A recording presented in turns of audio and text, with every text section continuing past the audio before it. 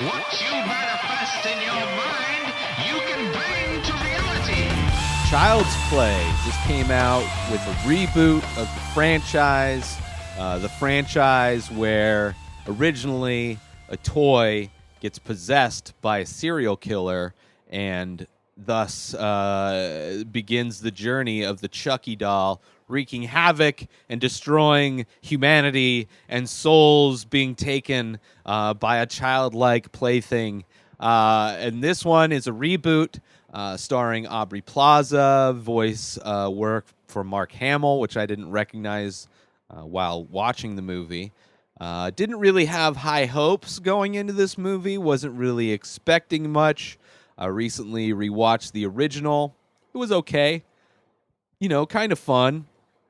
I like how they changed the premise. It works better. It almost makes this movie feel like it's in the same.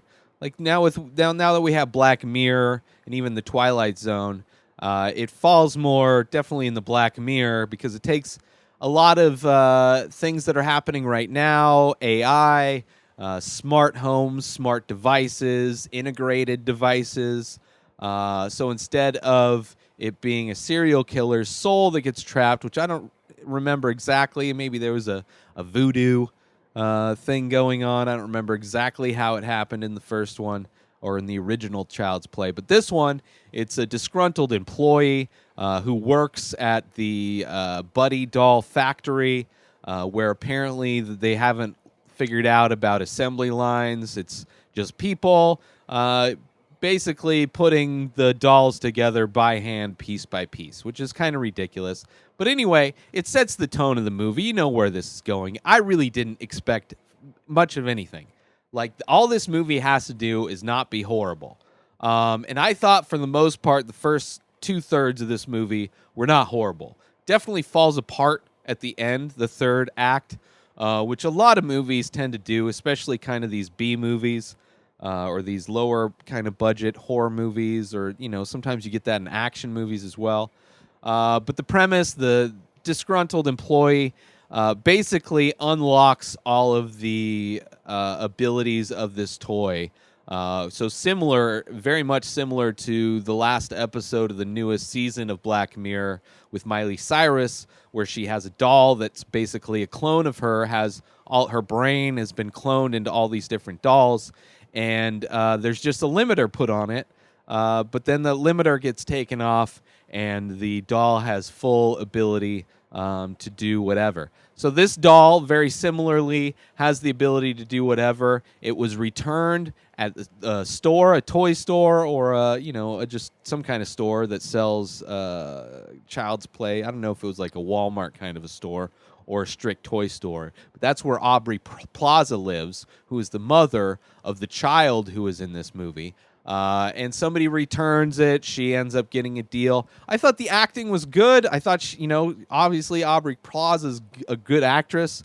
I found the setup of the reboot interesting, how it's, more AI and this I forget the name of the company, but they build, it's like an Amazon or an Apple or a Google, where they more like Amazon, where they build a lot of hardware that's integrated, including toys, and it's just this giant company. I mean, Apple doesn't really build toys, but and they don't really build accessories like this. They just kind of license a lot of the stuff. But so it felt more like an Amazon-y kind of a company. And they have, the integrated thermostats, and they have the integrated, speakers. And this is the toy is completely integrated with all of that. So the toy has a camera in it, so you can use it as like a nanny care doll, which, I'm sure everybody who exists in this reality, if you were a nanny or a babysitter, would automatically know that there's cameras in the eyes of this thing. But it works a lot better than just a possessed toy, which, in the 80s, that's all you needed. That's all you needed to set up any kind of horror movie. It's just like, oh, it's just the soul of a thing. Now it's like, well, we downloaded it. And now it's violent. But it's like a defective toy.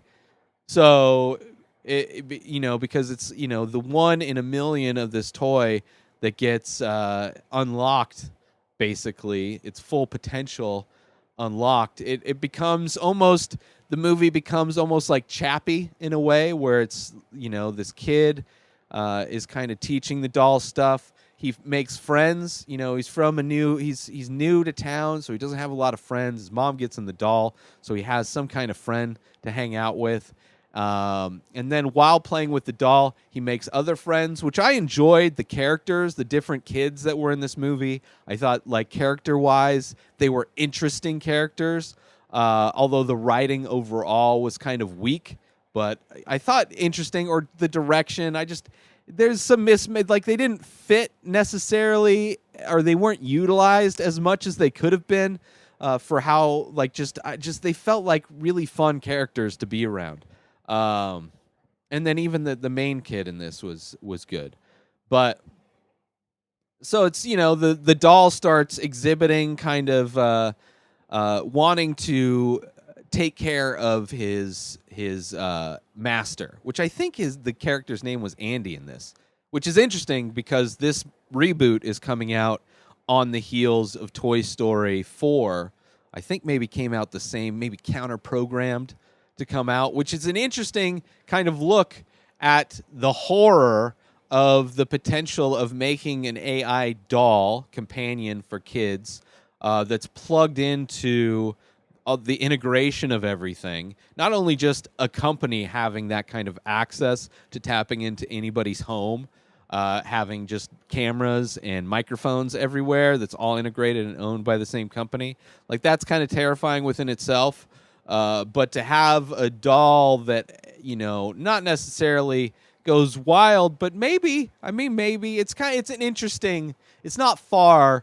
I mean, the ability of the doll to actually kill people and things is a little far off, but I enjoyed it. There's like, he's got a stepdad. This kid has not a stepdad, but his mom's going out with a dude who's kind of an asshole, or is an asshole, basically. And, first the doll hears the kid, the cat, like, scratch the kid and cut the kid, and the doll hears that the kid's angry at the cat. So, of course, this is like the first kill, right? This is like when you see your kids, like real biological children, killing animals in real life, it's usually a sign of bad things to come, and no different for Chucky.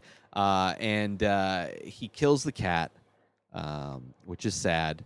But then later kills the boyfriend and skins the face and puts it on, I don't know what it's attached to, but it's like a piece of wood or something like that, and it's given as a gift to the kid. And then there's this kind of like, it tonally kind of jumps away from the movie a little bit, where it's like this thing where the kids, they need to get rid of this face. Like, he calls his friends. He's like, what the fuck do I do? Doesn't call the cops, obviously, because how are you going to explain to the cops that my Chucky doll, my buddy doll, is killing people?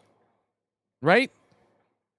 Kind of starts to go off the rails, but it's still fun. So there's this thing where they have to, like, try and get rid of the skull, but in there trying to get rid of the not skull, but the face, it ends up going to a neighbor, which is, I enjoyed a lot of this movie. I enjoyed the neighbor, the cop, and that goes to visit his mom all the time in the same apartment building.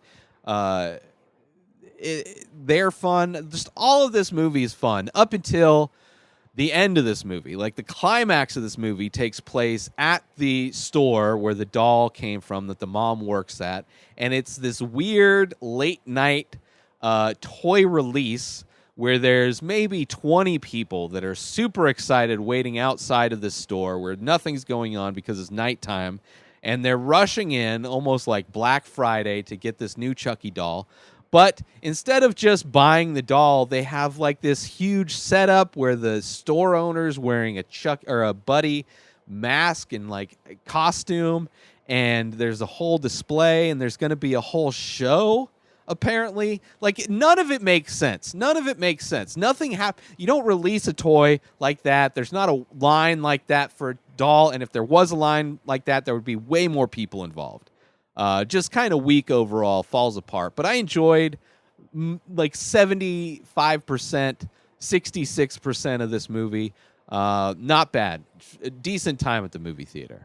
But don't run out and watch it. New episodes of this show come out daily. Subscribe on IGTV and everywhere else podcasts are found. Binge the full week. InspiredDisorder.com for all of my artwork. Save 10% with coupon code INSPIRED at Ray Taylor for me on social media. Have a great day, everybody. Peace out!